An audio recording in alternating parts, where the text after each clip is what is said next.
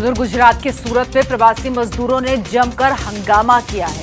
घर जाने को बेताब ये मजदूर गाड़ियों में तोड़फोड़ करने लगे, जिसके बाद पुलिस ने भी इन पर खूब लाठियां भांज दी। फिर टूटा प्रवासी मजदूरों के सब्र का बांध। घर जाने को बेताब मजदूरों ने सड़क पर किया हंगामा। पुलिस के लाठीचार्ज के बाद उग्र भीड़ ने तोड़ दी गाड़ियां। तस्वीरें गुजरात के सूरत की हैं, जहां एक बार फिर से प्रवासी मजदूर सड़कों पर आ गए। प्रवासी मजदूरों ने कटोतरा इलाके में जमकर हंगामा किया और कई गाड़ियों में तोड़फोड़ कर दी। हालांकि पुलिस ने लाठीचार्ज कर मजदूरों को वापस खदेड़ दिया, लेकिन इलाके में अब भी तनाव बरकरार है। दूसरे राज्यों से आकर सूरत में रह रहे ये मजदूर लॉकडाउन के बाद से मुसीबतों का सामना कर रहे हैं। फैक्ट्री मालिक इनकी मजदूरी दबाए बैठे हैं, लिहाजा यहाँ इनका गुजारा मुश्किल हो गया है। मजदूरों का आरोप है कि इन्हें जो खाना भी दिया जा रहा है वो बेहद घटिया है, लिहाजा इन्हें हर हाल में घर जाने की इजाजत दी जाए।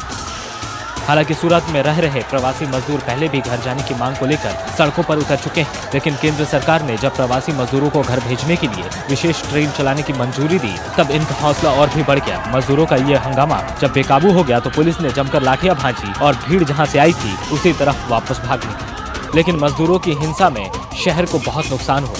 भीड़ के गुस्से में कई गाड़ियां टूट गईं। सूरत प्रशासन ने इसके पहले मजदूरों को यूपी, एमपी, राजस्थान की तरफ लग्जरी बसों से जाने की इजाजत दी, लेकिन बसों में सवार होकर जब ये मजदूर शहर से बाहर पहुंचे तो यहाँ आगे जाने से रोक दिया गया था। तपती धूप में खाने पीने का कोई इंतजाम नहीं था और ऊपर से प्रशासन द्वारा रोके जाने से मजदूरों की हालत और खराब हो गई थी। हैरत की बात यह है कि इन मजदूरों से 3500 रुपए भी वसूले गए थे। गुजरात के राजकोट में प्रवासी मजदूरों की भीड़ से सोशल डिस्टेंसिंग की धज्जियां उड़ गई। घर जाने की आस में जमा हुए मजदूरों की भीड़ को संभालना पुलिस के लिए भी मुसीबत बन गई। जुलूस की शक्ल में सड़कों पर उमड़ी प्रवासी मजदूरों की भीड़। घर लौटने की आस में उमड़ा हजारों का हुजूम। लॉकडाउन में उड़ी सोशल डिस्टेंसिंग की धज्जियां। तस्वीरें गुजरात के राजकोट की है, जहां रविवार की शाम अटीरा इलाके में हजारों प्रवासी मजदूर अपने घर पहुंचने की उम्मीद में सड़कों पर जमा हो गए। शहर में मजदूरों का मेला लग गया, 2 गज की दूरी बेमानी बन गई। केंद्र सरकार ने जैसे ही प्रवासी मजदूरों को घर भेजने के लिए विशेष ट्रेनों की मंजूरी दी, देश के हर कोने में फंसे प्रवासी मजदूरों की उम्मीद बढ़ गई। मजदूर अपने अपने घर पहुंचने को बेताब हो उठे। रविवार को ही वडोदरा में 1209 प्रवासी मजदूरों को लेकर विशेष ट्रेन यूपी के लिए रवाना हुई, जिसके बाद राजकोट में भी मजदूरों की टोली सड़कों पर आ गई। भीड़ इतनी ज्यादा थी कि पुलिस के लिए भी इसे संभालना मुश्किल हो गया। ऐसा लगा मानो यहाँ कोई मेला लग गया हो। राजकोट के कलेक्टर ने खुद ये घोषणा की थी कि सरकार लोगों को अपने घर भेजने की व्यवस्था कर रही है, जिसके बाद कलेक्ट्रेट पर प्रवासी मजदूरों की भीड़ जुट गई। हर कोई फॉर्म लेने की होड़ में जुट गया। हजारों के हुजूम ने सोशल डिस्टेंसिंग को बेमानी बना दिया। फ्रांस में कोरोना वायरस की दहशत सबके सर चढ़कर बोल रही है। फ्रांस की राजधानी पेरिस स्थित आईफिल टावर के पास सन्नाटा पसरा है और मूर्तियों को भी मास्क पहना दिया गया है। फ्रांस में कोरोना वायरस से 1,68,000 लोग संक्रमित हैं, जबकि मरने वालों की तादाद 24,884 पहुंच गई।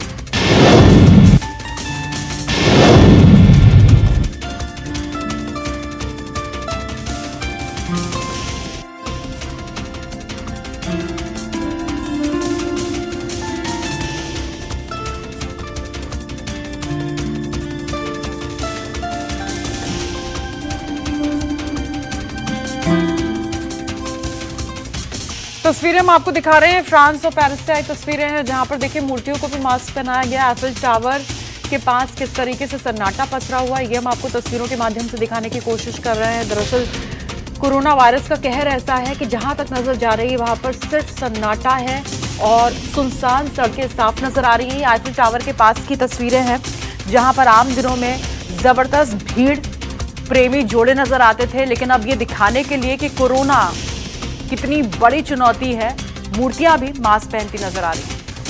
दिल्ली में शराब की दुकानें खुलते ही ठेकों पर भारी भीड़ जमा हो गई। मयूर विहार में आज शराब दुकान पर लोगों ने सोशल डिस्टेंसिंग का नियम तोड़ा, जिसके बाद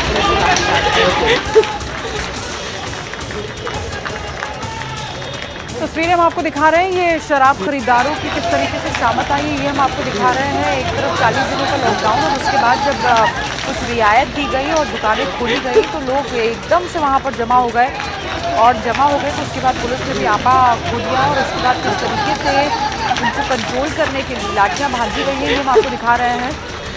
एक तरफ शराब की दुकानें खुली हैं और लोगों की बेकरारी इस कदर बढ़ी कि वो पहुंच गए खरीदने के लिए शराब, और वहां पर जब भीड़ जमा हो गई तो उसके बाद पुलिस आनन फानन में कंट्रोल करती हुई नजर आई। पूर्वी दिल्ली के खिचड़ीपुर इलाके में भी शराब की दुकान पर सोशल डिस्टेंसिंग हो रही है। पुलिस ने लाठीचार्ज कर शराब खरीदने वालों को खदेड़ दिया। तो देखिए, पहले तो दुकानें खोली जाती हैं और उसके बाद जब लोग पहुंचते हैं तो शराब की बोतल तो नहीं मिलती है, लाठी डंडे जरूर मिल जाते हैं। ये दिल्ली की तस्वीरें हैं। हालांकि उसके बाद आपको याद होगा सूबे के सीएम ने भी प्रेस कॉन्फ्रेंस के जरिए यही कहा कि जिस भी शराब की दुकान के सामने भीड़ नजर आएगी उस पूरे इलाके को सील कर दिया जाएगा। और ये जो एहतियात है, ये जो दुकानदार है उन्हीं को बरतना होगा कि सोशल डिस्टेंसिंग का पालन करवाएं और उसके बाद वो बिक्री कराएं शराब की। लेकिन अगर ऐसा होता हुआ पाया नहीं जाएगा तो फिर सील। महानगरी मुंबई में भी महामारी के बीच जाम के शौकीन सड़कों पर आ गए। देखिए, आज की सबसे बड़ी खबर दरअसल मैखाने ही थे और इसलिए शराब की दुकानों के बाहर की तस्वीरें आपके लिए देखनी बहुत जरूरी है, क्योंकि आज की सबसे बड़ी खबर तो यही रही। दादर टीटी में वाइन शॉप के बाहर शराब के खरीदारों की किस तरीके से भारी भीड़ उमड़ी है, ये हम आपको दिखा रहे हैं। अब आप देखिए कितने सट के लोग खड़े हुए हैं दुकान के बाहर शराब खरीदने के लिए। सोशल डिस्टेंसिंग की धज्जियां किस तरीके से उड़ी हैं, ये मुंबई से आई तस्वीरें, जहां पर आपको याद होगा इससे पहले जब बांद्रा में बहुत बड़ी तादाद में जो प्रवासी मजदूर है वो इस आस के साथ पहुंचे थे कि शायद उनको ट्रेन मिल जाएगी, वो अपने गृह राज्य पहुंच पाएंगे, वो एक अलग तस्वीर थी। लेकिन जिस तरीके से महाराष्ट्र कोरोना के सामने बेबस नजर आ रहा है, अगर उस दौरान इस तरह की तस्वीरें सामने आती तो जाहिर तौर पर यह सरकार, प्रशासन और आम आदमी के लिए चिंता की बात है। अब देखिए, क्योंकि हम कोशिश फिलहाल इस बुलेटिन में यही कर रहे हैं कि हम आपको देश भर की शराब की दुकानों की तस्वीरें आज जमकर दिखा दें, तो छत्तीसगढ़ की राजधानी इसी कड़ी में रायपुर से आई तस्वीरें भी आपको दिखाएंगे। शराब की दुकानें खोले जाने के विरोध में बीजेपी के कार्यकर्ताओं ने अनूठा प्रदर्शन किया है। कार्यकर्ताओं ने इसके सामने बोतलें फोड़ी हैं, मुख्यमंत्री के खिलाफ नारेबाजी की है। तो कहीं नरम और कहीं गरम ये तस्वीरें हम आपको दिखा रहे हैं। एक तरफ तो शराब के शौकीन पहुंच गए शराब खरीदने के लिए और दूसरी तरफ बीजेपी कार्यकर्ता जो हैं उन्होंने इस मौके को सियासत के लिए खूब भुनाया है। बोतलें तोड़ी गई और सरकार के खिलाफ प्रदर्शन हुआ। अनूठा तरीका अख्तियार किया गया। बिहार के डीजीपी गुप्तेश्वर पांडे ने भोजपुरी में वीडियो शेयर कर लोगों को कोरोना संकट से सचेत किया है। डीजीपी का ये वीडियो, जैसा कि हम हर बार कहते हैं, वायरल हो रहा है सोशल मीडिया पर। नमस्कार, प्रणाम। हम गुप्तेश्वर पांडे, डीजीपी बिहार, वो सबके सेवक, वो सबके भाई, वो सबके बेटा।